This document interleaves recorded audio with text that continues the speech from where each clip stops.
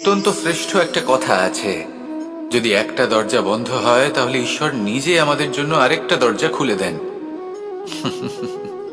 কিন্তু কিছু মানুষ আছেন যারা এটা ভাবেন যে আমার সাথে তো এরকম হলোই না, আমাদের জন্য তো কোনো নতুন দরজা খুললো না, কোনো নতুন পথ আমরা খুঁজে পেলাম না।